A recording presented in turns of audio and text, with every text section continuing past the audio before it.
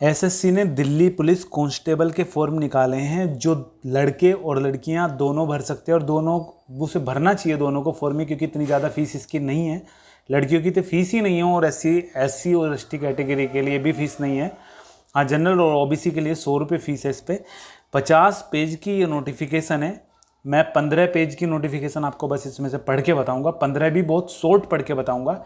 अगर आपने फॉर्म भर लिया है दिल्ली पुलिस का, तो आप चेक करें कि आपने सही भरा है या नहीं। हाँ, मुझे पता है कम से कम 80% बच्चों ने गलतियां करी होंगी, और जिन्होंने नहीं भरा है वो इसे देख के सही करें फॉर्म को, ठीक है। क्योंकि जो एसएससी का फॉर्मेट होता है उस फॉर्मेट में थोड़ा बहुत चेंज हुआ है। वो जो चेंज हुआ है वो सारी चीज़ें मैं इसमें डिस्कस करूँगा। बहुत कुछ सीख जाओगे इस वीडियो को देखने के बाद आप। तो सबसे पहला पेज जो है वो यही है, जिसमें डेट बता रखी है उन्होंने कि 1 अगस्त से फॉर्म ये स्टार्ट हुए थे और 7 सितंबर तक ये फॉर्म चलेंगे। और 7 सितंबर तक फॉर्म चलेंगे तो 2 दिन टाइम मिलता है आपको फीस जमा करने का। रजिस्ट्रेशन कर सकते हो 7 सितंबर तक, फीस जमा कर सकते हो आप 9 सितंबर तक। तो पहले पेज से बस मैं इतना ही बताऊंगा। दूसरे पेज पे देखते हैं वैकेंसी वगैरह के बारे में इसमें दिखा रखा है। तो वैकेंसी 5846 टोटल वैकेंसी है इसमें। अभी जनरल की कितनी कैटेगरी, जनरल में मेल की 1681, ईडब्ल्यूएस की 343, इस तरीके से आप देख सकते हो, ठीक है। तो जनरल जो शुद्ध जनरल है, जैसे कि ओबीसी नहीं आएगा इसमें। ओबीसी को छोड़ने के बाद जो जनरल आता है, जैसे कैटेगरी होती है जनरल, चौहान वगैरह जो होते हैं, वो ईडब्ल्यूएस लगा सकते हैं। अगर आप जाट हो तो अदर स्टेट में आप दिल्ली में भरोगे तो जनरल गिने जाओगे, जनरल में गिने जाओगे आप, लेकिन वहाँ पे आप ईडब्ल्यूएस नहीं लगा सकते, ठीक है। तो वहाँ पे आप जनरल ही लगाओगे, ईडब्ल्यूएस नहीं लगाओगे। और इससे रिगार्डिंग आपको थोड़ी डिटेल अगर चाहिए तो मुझे कमेंट आप कर देना, मैं थोड़ा सा आपको वहाँ पे डिटेल में बता दूंगा। तीसरे पेज पे दे रखा है एज रिलैक्सेशन। अगर आप जनरल कैटेगरी हो तो 18 से 25 साल आपकी उम्र होनी चाहिए। एससी एसटी कैटेगरी हो तो 5 साल की छूट मिलती है। इसका मतलब 18 से 30 साल तक उम्र है तो आप भर सकते हो।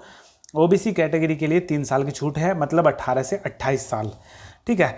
तो इसेंशियल क्वालिफिकेशन एज ऑन 7/9/20 इसमें आगे बता रखा है कि जो इसेंशियल क्वालिफिकेशन है, आप में से बहुत जने मुझसे ये भी पूछोगे कि हमें लाइसेंस की भी ज़रूरत पड़ेगी क्या फॉर्म भरवाते हुए। तो भाई फॉर्म भरवाते हुए लाइसेंस की ज़रूरत नहीं है।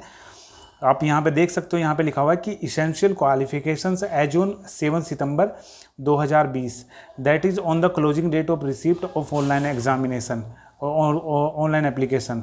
तो इसमें लिखा हुआ है 7.2 पॉइंट पे आप देख सकते हो, male candidate must possess a valid driving licence for light motor vehicle as on the date of PE and MT, learner licence is not acceptable. तो लर्नर लाइसेंस की ज़रूरत नहीं पड़ेगी, पीई और एमटी पे आपको लाइसेंस लाना ज़रूरी होगा। और इसेंशियल क्वालिफिकेशन जो होनी चाहिए आपके पास वो होनी चाहिए 7 सितंबर तक, मतलब जब ये एप्लीकेशन जो है ख़त्म हो रही हो तब तक आपके पास वो जो लाइसेंस है वो आपके पास होना चाहिए। ऐसा नहीं है, मान लो आपके पास अगर लाइसेंस होगा 8 सितंबर का, तो हो सकता है आपका फॉर्म रिजेक्ट कर दिया जाए, क्योंकि जो मांग रहे हैं वो 7 सितंबर तक मांग रहे हैं। ये चीज़ें आपके पास 7 सितंबर तक होनी चाहिए। अभी पढ़ते हैं 7.7 पे लिख रहा है कि अगर आपके पास एनसीसी है, अगर आपके पास ई सर्टिफिकेट है तो आपको बोनस मार्क्स मिलेंगे, टोटल मैक्सिमम मार्क्स के 2%। अगर बी है तो 3% और सी है तो 5% आपको मार्क्स एक्स्ट्रा मिल जाएंगे। और अभी हाउ टू अप्लाई पे चलते हैं। हाउ टू अप्लाई पे एक चीज़ मोस्ट इंपॉर्टेंट है जो इस नोटिस में ध्यान रखने वाली बात है। इसमें लिखा है, यहाँ पे देख सकते हो, the date on which the photograph has been taken should be printed on the photograph. तो फोटोग्राफ के नीचे की तरफ जिस दिन फ़ोटो आपने खिंचवाया है उस दिन की तारीख होनी चाहिए। Most important. आज तक एसएससी ने ऐसा कभी नहीं लिखवाया, जैसे रेलवे पे लिखे गए थे इसमें भी लिखना है, मतलब 3 महीने के अंदर अंदर की तारीख होनी चाहिए। उससे पुराना हो तो एक्सेप्ट नहीं होगा वो। Last date for time of submission of online application 7 सितंबर को रात को 11:30 बजे ख़त्म हो जाएगी इसकी जो लास्ट डेट है। अभी जो अगला पॉइंट आएगा वो आएगा फ़ीस पेमेंट, वो आएगा 9.1 पे। फ़ीस पेमेंट 100 रुपये है। अच्छा, फ़ीस के बारे में भी आप मुझसे पूछोगे कि सर हमने फ़ीस जमा करी है। फ़ीस जमा अगर आप करोगे, देखो अगर आपने फ़ीस जमा करते हुए वेबसाइट को आगे को बढ़ा दिया और आपने सोचा कि चलो बाद में कर दूंगा, तो फ़ीस जो है वो मतलब आपका जो प्रोसेस है वो पेंडिंग में फंस जाएगा, ठीक है। ऐसे टाइम पे आपको करना क्या है, आपको फ़ीस दोबारा से जमा करने की कोशिश करनी है, हालांकि होगी नहीं, वो करनी है जमा।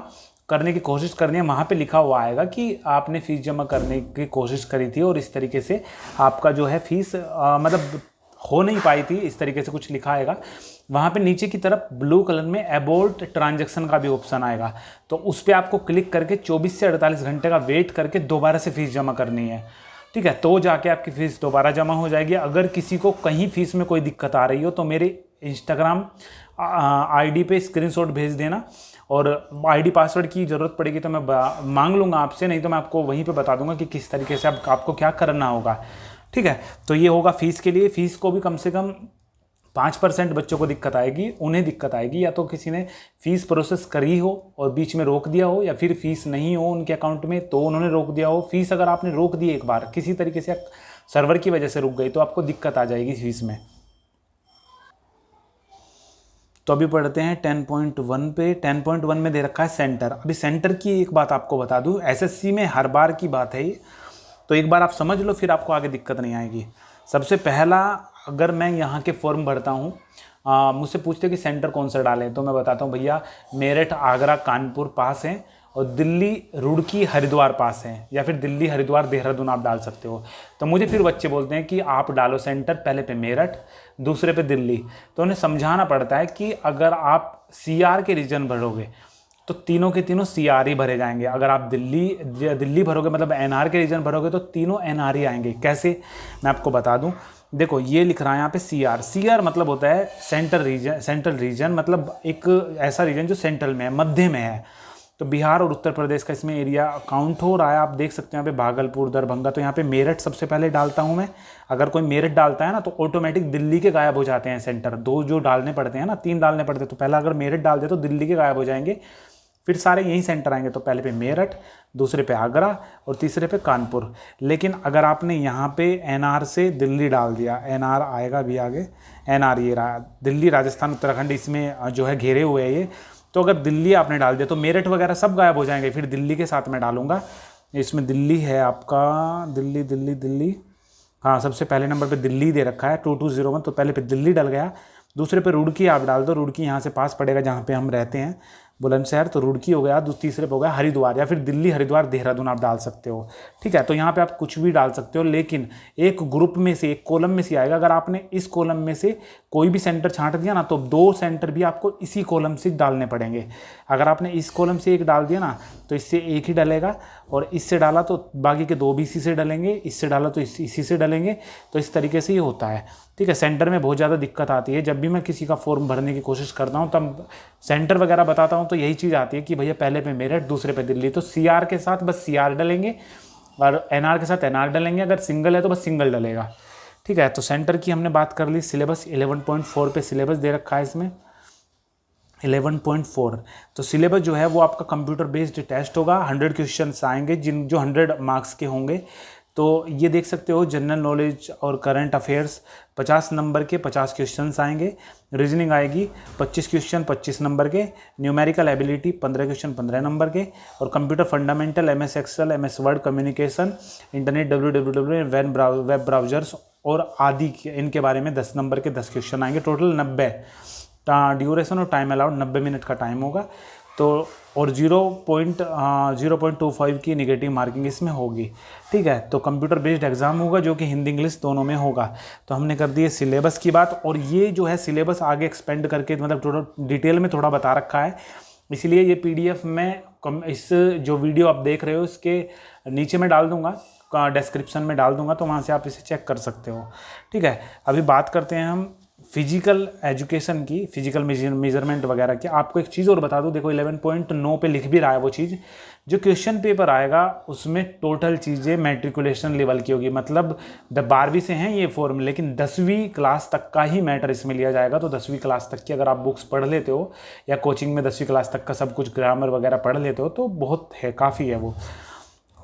अभी मेल के लिए 3 चीज़ें हैं इसमें। देखो, सबसे पहला रेस है, दूसरा लॉन्ग जंप है, तीसरा हाई जंप है।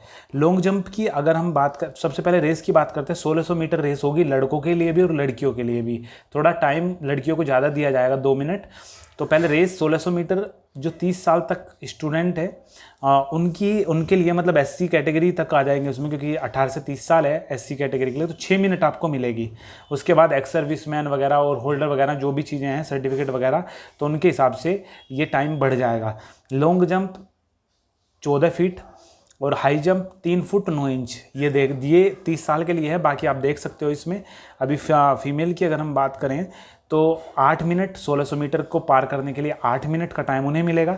10 फीट लॉन्ग जंप और 3 फीट हाई जंप की मतलब क्वालिफाई हैं, ये जो जंप वगैरह क्वालिफाई हैं, जो फिजिकल है, ठीक है। तो ये सब कुछ हो जाएगा। उसके बाद 11.13.2 हाँ, ये दे रखा है कि इसमें हाइट वगैरह इसमें दे रखी है कि 170 जो है जनरल हो, ओबीसी हो या एससी हो, 170 सेंटीमीटर हाइट है। और एसटी की बात बोले तो 165 सेंटीमीटर हाइट है। अगर फीमेल की बात करें तो जनरल ओबीसी की 157 सेंटीमीटर हाइट है और एससी की 155 सेंटीमीटर हाइट है और एसटी की भी 155 सेंटीमीटर हाइट है। मोड ऑफ सिलेक्शन होगा, सबसे पहले आपका कंप्यूटर बेस्ड टेस्ट होगा। उसके बाद फिजिकल के लिए बुलाया जाएगा आपको, जिसमें आपके फिजिकल एफिशिएंसी टेस्ट, मतलब दौड़ वगैरह होगी और फिजिकल मेजरमेंट वगैरह ये सब कुछ हो जाएंगे, ठीक है। उसके बाद वहीं उसी टाइम पे आपके डॉक्यूमेंट वगैरह भी देखे जाएंगे सारे। और फिर उसके बाद मेडिकल होगा। कट ऑफ वगैरह इसमें दिखा रखी है 15.4 पे।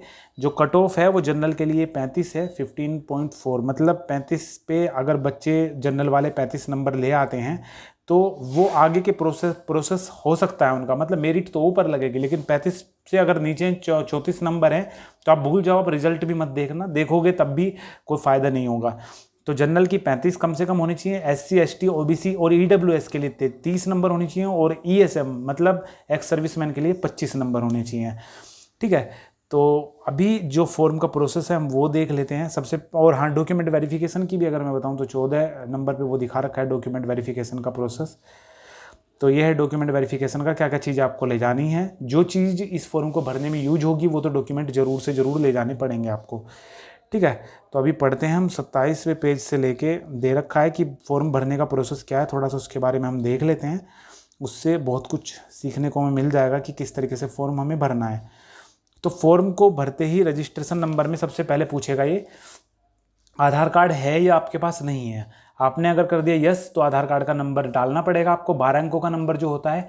और अगर आपने कर दिया यहाँ पे नो तो आपको पूछेगा यहाँ पे कि आपके पास वोटर कार्ड है, पैन कार्ड है, पासपोर्ट है, डीएल है, स्कूल या फिर कॉलेज आईडी है या फिर कोई एम्प्लॉयर आईडी है, गवर्नमेंट पीएसयू या फिर पीए।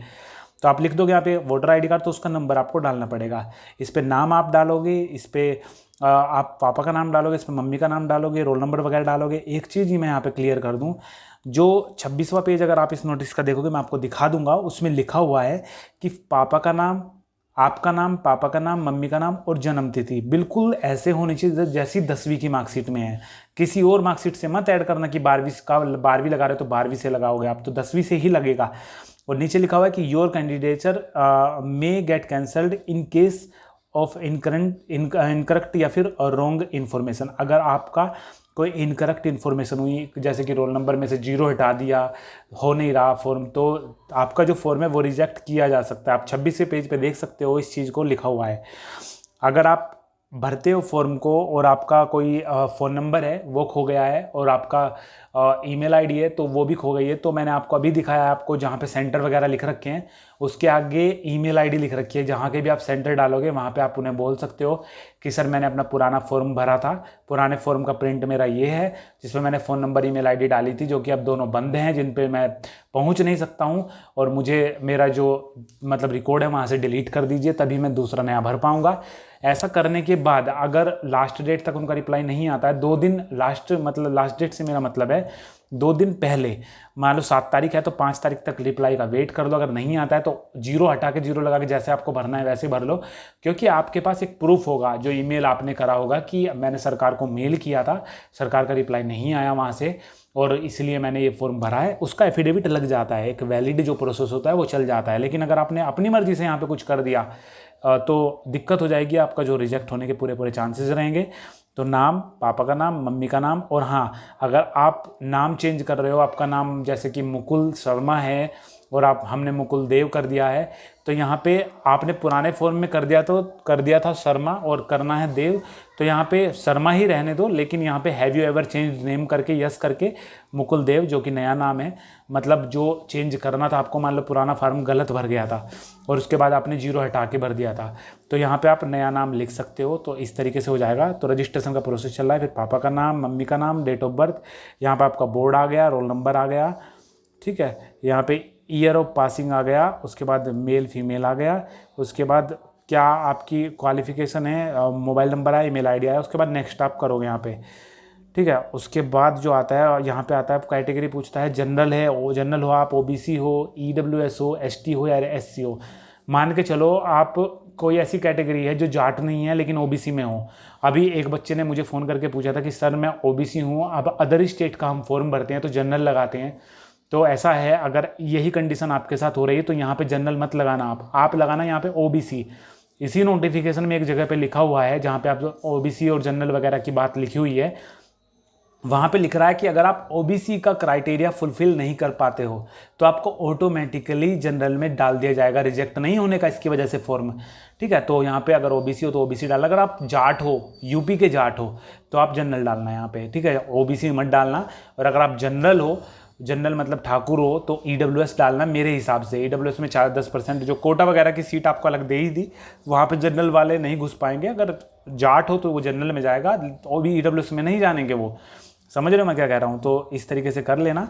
सिटीजन ऑफ इंडिया आ गया, यहाँ पे आइडेंटिफिकेशन मार्क आ गया आपका, यहाँ पे नो हो गया, ठीक है। यहाँ पे आपका एड्रेस वगैरह लिख के आपने करा, यहाँ पे नेक्स्ट, यहाँ पे आपने नेक्स्ट जब कर दोगे यहाँ पे फ़ोटो लगाना पड़ेगा, यहाँ पे साइन लगानी पड़ेगी। फ़ोटो में फिर से मैं एक बार बता दूँ, फ़ोटो पे नीचे तारीख लिखनी है 3 महीने के अंदर अंदर वाली, ठीक है, ऐसा नहीं 3 महीने के बाद वाली लिखनी है। अगर आप अभी नया फ़ोटो खिंचवा रहे हो तो नीचे की तरफ DOP, डेट ऑफ फोटो करके, मैं चाहे सैंपल आपको दिखा दूंगा, डेट ऑफ फोटो करके कोलोन लगा के तारीख लिख लेना, आज की, कल की या परसों की, मतलब जो चले गए हैं उस दिन वाली। तो और नीचे साइन कर देना। साइन में एक बात ध्यान रखना, साइन रनिंग राइटिंग में ही होने चाहिए, कैपिटल में कभी भी मत करना, कैपिटल वाले रिजेक्ट हो जाते हैं। भोपाल में के एक बार जो मध्य प्रदेश पुलिस के थे बहुत सारे फॉर्म रिजेक्ट हुए थे, बस इसी वजह से उनके लिए फिर एडिट प्रोसेस चला था, हमने वो दिक्कत जो थी आई थी वो दूर करी थी। तो कभी भी मत करना, ब्लैक पेन से भी मत करना, साइन चल जाते हैं लेकिन मत करना, ब्लू पेन से साइन करने चाहिए, ठीक है। तो ध्यान रखना कैपिटल में ना हो साइन। यहाँ पे आप सेव करोगे, आई एग्री करके फाइनल सबमिट करोगे, तो जो आपका फ़ोन नंबर और ईमेल आईडी डाले थे सब दोनों पे पासवर्ड आएंगे, OTP आएंगे, उन पे से किसी एक का OTP आप डाल के आगे नेक्स्ट कर देना। आगे नेक्स्ट करोगे तो यहाँ पे आपका नाम, पापा का नाम, मम्मी का नाम, जो आपने रजिस्ट्रेशन में भरा था तो वो सारा कंप्लीट आएगा। उसके बाद ये देख के अगर आप एलिजिबल हो तो नो, यस नो इनमें भर देना, ठीक है। ये वही चीज़ लिख रही है 14 पे कि do you belong to a caste not included in central list of OBC, मतलब ऐसी कास्ट में अगर आप बिलोंग करते हो जो सेंट्रल लिस्ट में नहीं है OBC के, बट नोटिफाइड है जो OBC, लेकिन फिर भी OBC को नोटिफाई करते हैं by the government of NCT of Delhi, ठीक है ना। तो इसे यस कर देना। अगर आपके पास सेंटर का सर्टिफिकेट है, ठीक है, दिल्ली नहीं करती है लेकिन सेंटर का सर्टिफिकेट, तो आप OBC लग जाओगे, तो सेंटर का बनवा लेना अगर आप यस लगवाओगे तो। अदरवाइज नो कर दो, इससे कोई फ़र्क नहीं पड़ेगा, आपने वहाँ पे OBC लगा ही दिया, वहाँ से आपको डॉक्यूमेंट बाद में मांग लेंगे, वो बोलेंगे कि OBC का सर्टिफिकेट दो, अगर नहीं आप दिखाओगे उस टाइम पे तो जनरल में आपको काउंट कर लिया जाएगा। अगर आप डिपार्टमेंटल कैंडिडेट हो दिल्ली पुलिस के तो यस करना है, अदरवाइज नो करना है, ठीक है। तो ये सब कुछ दे रखा है। यहाँ पे सेंटर भरोगे, देखो CR का अगर आपने आगरा लगा दिया तो NR के सब गायब हो जाएंगे, फिर आपको CR के ही तीनों भरने पड़ेंगे, जैसे मैंने वीडियो में पीछे बताया है। एक्स सर्विसमैन हो तो यस करोगे, अदरवाइज नो करोगे। एक्स सर्विस यस करने पे आपके डिस्चार्ज डेट पूछेगा, वो यहाँ पे भरनी पड़ेगी, ठीक है।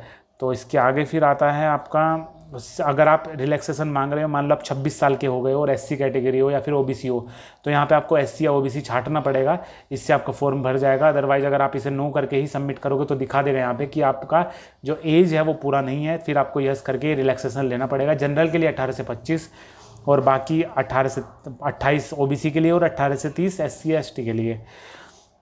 हाईएस्ट क्वालिफिकेशन में आप कुछ भी लिख सकते हो जो आपके हाईएस्ट क्वालिफिकेशन हो। बाकी यहाँ पे 12th ही लिखना है, फिर नीचे जो क्वालिफिकेशन है जो इसके लिए मांग रहे हैं फॉर्म के लिए, और यहाँ पे फिर नीचे भरना है बोर्ड या फिर यूनिवर्सिटी आपकी कौन सी है, रोल नंबर, सब्जेक्ट में पूरा ना लिख के आप बारे में आर्ट्स कॉमर्स या फिर जो होता है जैसे कि PCM वगैरह लिख सकते हो, कोई दिक्कत नहीं आएगी उससे भी। ईयर ऑफ पासिंग लिख दोगे, परसेंटेज लिख देना। उसके बाद ये जो एड्रेस है ये पुराने फॉर्म का रजिस्ट्रेशन का ही एड्रेस यहाँ पे आ जाता है। इसके बाद फोटो साइन भी दिखाएगा रजिस्ट्रेशन पे, हमने लगा देते हैं एग्री करके कैप्चर डाल के। यहाँ पे प्रीव्यू करोगे, प्रीव्यू आने के बाद सबमिट आएगा और सबमिट करके सबमिट कर दोगे उसे, ठीक है। तो ये था इसका प्रोसेस, लड़के और लड़कियाँ दोनों इसे फॉर्म को भरना। अगर आप SC और OBC हो तो 100 रुपये फ़ीस है, अगर आप SC ST या फिर फीमेल हो किसी भी कैटेगरी की तो आपकी कोई फ़ीस नहीं है। कैफ़े वाला शायद 50 रुपये या 40 रुपये ले लेगा आपसे। तो बस यही है, अगर आपको खुद भरना खुद भी ऐसे भर सकते हो। कोई भी दिक्कत आ रही है तो ज़्यादा पासवर्ड वगैरह की टेंशन, मतलब पासवर्ड वगैरह पे ज़्यादा छेड़छाड़ ना करें। कैफ़े वालों को दिखाएं जहाँ पे आपने लास्ट फॉर्म भरवाया था, और वो उनके पास अगर आप जाओ तो पुराना फॉर्म लेके जाना। अगर आपने SSC का लेटेस्ट फॉर्म कोई भरा हो, MTS CHSL जो भी फॉर्म आपने भरा हो वो लेके जाना, क्योंकि वहाँ पे जब से वेबसाइट ये बनी है वहाँ पे रिकॉर्ड आपका ऑलरेडी होगा, ठीक है। तो चलो सही है। बाकी अगर इस वीडियो में मैं कुछ भी बताने से भूल रहा हूँ या आपको कोई भी सवाल रह गया है तो आप मुझे कमेंट कर सकते हो। और 26वां पेज मैं आपको दिखा दूँ एक बार, जो मैंने आपको वीडियो में बताया था कि 26वें पेज पे ऐसे लिख रहा था, तो ये रहा 34वां पेज है।